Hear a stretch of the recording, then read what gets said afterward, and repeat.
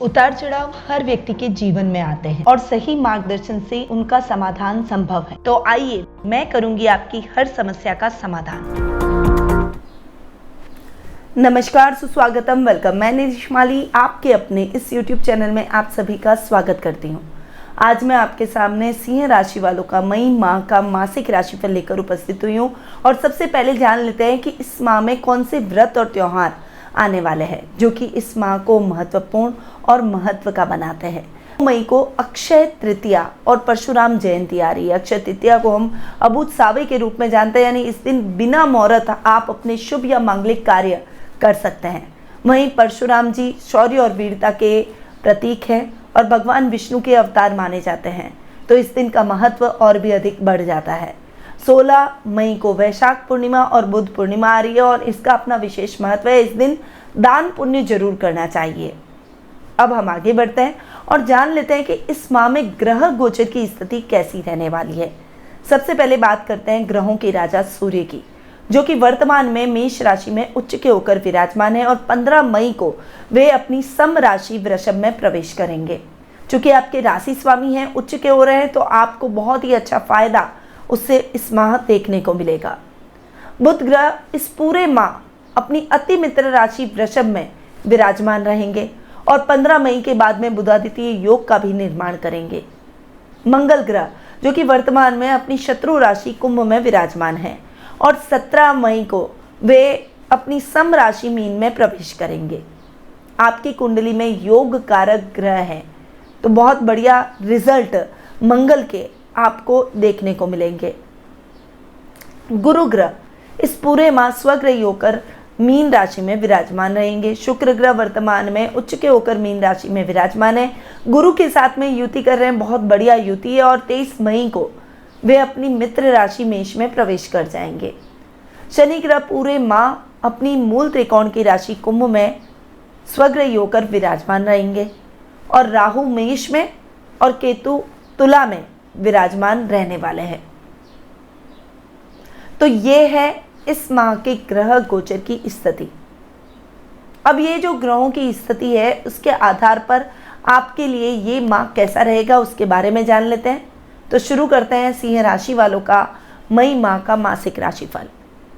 सबसे पहले बात करते हैं आपके राशि स्वामी की, और ये जो मैं राशिफल आपको देने वाली हूँ ये चंद्र गणना और लग्न चंद्र गणनाओं पर आधारित है और आपकी राशि और लग्न दोनों के हिसाब से समान रूप से प्रभावशाली है। राशि स्वामी की बात करें, जो कि मैंने गोचर की स्थिति में भी बताया, सूर्य उच्च के हो रहे हैं और 15 मई तक आपके राशि स्वामी उच्च के होकर आपके भाग्य स्थान में बैठेंगे। आपके तेज आपके भाग्य को और अधिक प्रबल करते हुए दिखाई देंगे। पर्सनैलिटी बहुत पावरफुल हो जाएगी, सामाजिक मान सम्मान में बढ़ोतरी होगी और घर के बड़ों का, बुजुर्गों का आशीर्वाद आपको प्राप्त होगा। प्रत्येक व्यक्ति आपसे मित्रता करने का प्रयास करेगा और आपसे ही सलाह लेकर अपने कार्यों का संचालन करेगा।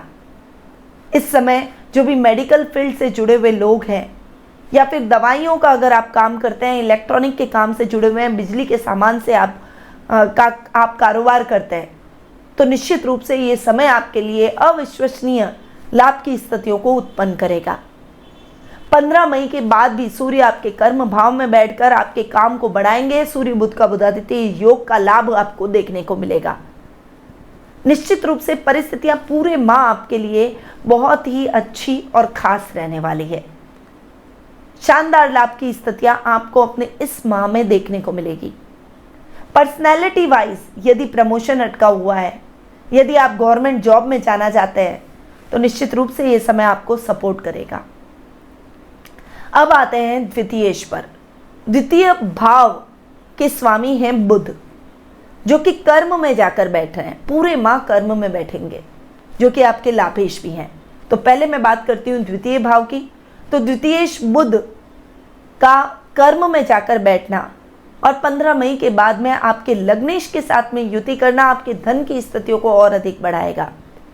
बैंकिंग सेक्टर से जुड़े हुए लोगों के प्रमोशन के चांसेस बनेंगे। बैंक में अटके हुए काम आपके द्रुत गति से पूर्ण होंगे। कर्ज की स्थितियों से आपको मुक्ति मिलेगी। वाणी से आप सबको मोहित करते हुए नजर आएंगे। कुटुंब में मान सम्मान बढ़ेगा। आपकी इंटेलिजेंसी के चर्चे चारों तरफ हो जाएंगे। आपके अधिकारी भी आपके कार्यों से प्रसन्नचित्त नजर आएंगे। आईटी फील्ड से जुड़े हुए लोगों के लिए ये समय अच्छे लाभ की स्थितियों को और उन्नति, प्रमोशन को, इंक्रीमेंट को बढ़ाएगा। कुटुंब में मान सम्मान बढ़ेगा और रिश्तेदारों के साथ आपकी ट्यूनिंग और अधिक बेहतर होती हुई दिखाई देगी। अब लाभेश बुध की बात करें तो अपने से 12वें तो बैठे हैं परंतु केंद्र में बैठे हैं और सूर्य के साथ में बुध आदित्य योग आधे महीने के बाद में बनाएंगे। शानदार परिस्थितियां लाभ की भी आपको देखने को मिलेगी। हालांकि कभी कभी अचानक से कोई खर्चा भी आपके जीवन में आ सकता है, चाहे वो रखरखाव पर हो, चाहे स्वास्थ्य पर हो, चाहे एकदम से आपका कोई इलेक्ट्रॉनिक आइटम खराब हो गया उसके ऊपर हो, या फिर कार्य क्षेत्र में अचानक से पैसे की आवश्यकता हो गई। ऐसा खर्चा आपके जीवन में अनायास आ सकता है, उसके लिए आपको मेंटली प्रिपेयर रहना पड़ेगा। और अगर आप पहले से प्रिपेयर रहेंगे तो ऐसे खर्चों में आप इन खर्चों से आप डील कर पाएंगे और इससे आपकी आर्थिक स्थिति पर कोई भी प्रभाव नहीं पड़ेगा, इवन दुष्प्रभाव नहीं पड़ेगा।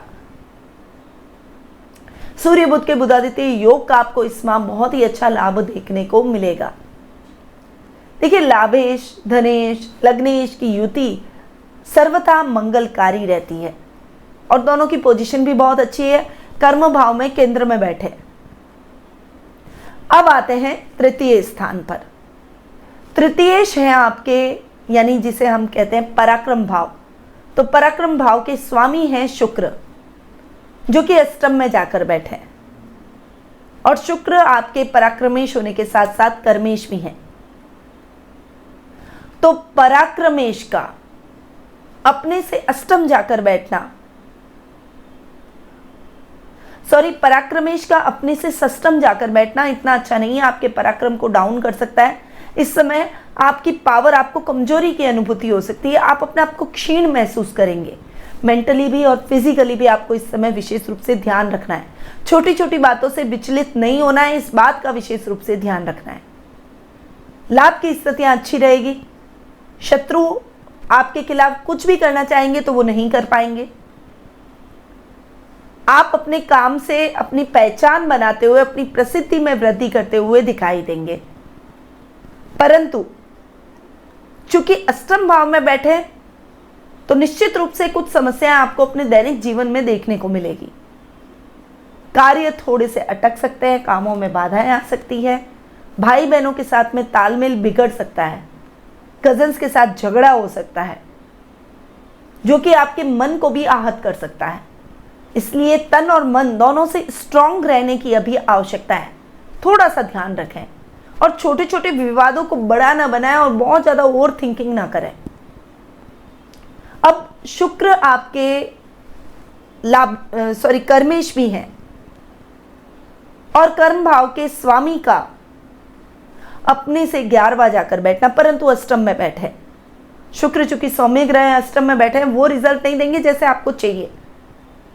और ये विशेषकर जो लोग शुक्र से रिलेटेड काम करते हैं, चाहे वो इमिटेशन ज्वेलरी का हो, फ्लावर का हो, परफ्यूम का हो, या फिर रेस्टोरेंट का हो, होटल व्यवसाय का हो, डेकोरेटिव आइटम्स का हो, क्लॉथिंग का हो, या फिर कॉस्मेटिक का हो, इनमें से कोई भी काम हो, ये समय आपके लिए इतना उपयुक्त नहीं है। थोड़ा सा आपको संभल कर रहने की आवश्यकता है।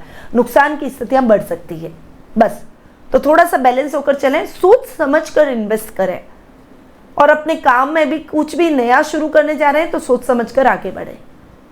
सावधानी रखेंगे तो किसी भी प्रकार की समस्या नहीं आएगी। अब आते हैं चतुर्थ भाव पर, और चतुर्थ से आपके मंगल, जो कि आपकी कुंडली में योग कारक ग्रह हैं, क्योंकि सुख स्थान के स्वामी भी हैं और भाग्य स्थान के स्वामी हैं और सप्तम में जाकर बैठे। बहुत शानदार।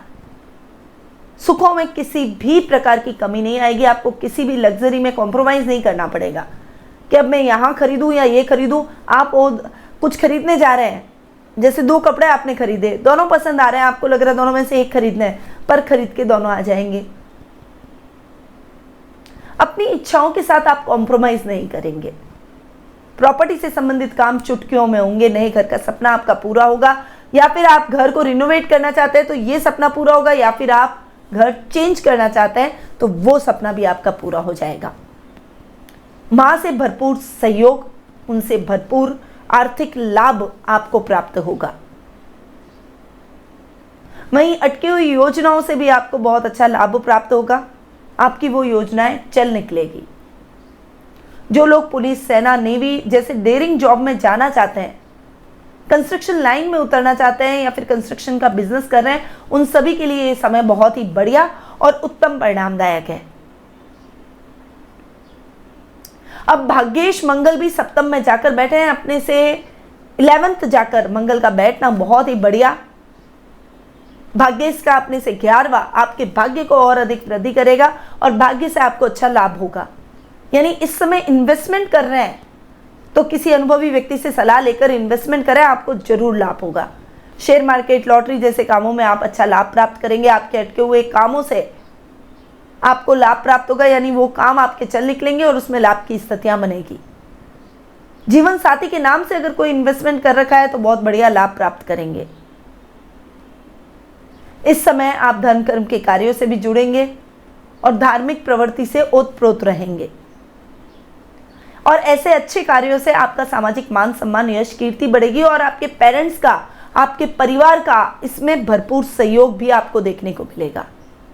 यानी मंगल के बेस्ट रिजल्ट आपको इस माह देखने को मिलेंगे। अब आते हैं पंचम भाव पर। पंचमेश है गुरु, जो कि आपके अष्टमेश भी हैं और अष्टम भाव में स्वग्रही होकर बैठ रहे हैं, आपकी डेली रूटीन की लाइफ को ठीक कर रहे हैं। वैसे तो गुरु जहां बैठते हैं उसको घटाते हैं, उसका नुकसान करते हैं, परंतु चूंकि अष्टम भाव में बैठे हैं पहली बात तो, और दूसरा स्वग्रही होकर बैठे हैं, इसलिए इन स्थानों को गुरु ठीक करते हुए दिखाई देंगे। अब पंचमेश की अगर बात करूं तो पंचमेश अपने से चतुर्थ बैठे हैं, हालांकि अष्टम में बैठे हैं परंतु स्वग्रही होकर बैठे हैं, तो विद्यार्थी वर्ग के लिए भी ये समय बहुत बढ़िया है। टीचर्स से अच्छी ट्यूनिंग रहेगी इस समय। अगर आप अपनी चीज़ों को टीचर्स के साथ शेयर करना चाहते हैं या कोई सब्जेक्ट अगर आपको प्रॉब्लम दे रहा है और उसको आप पूछना चाहते हैं तो आपके डाउट्स टीचर से क्लियर हो जाएंगे, वो आपके लिए बहुत सहयोगात्मक रवैये से आगे बढ़ेंगे।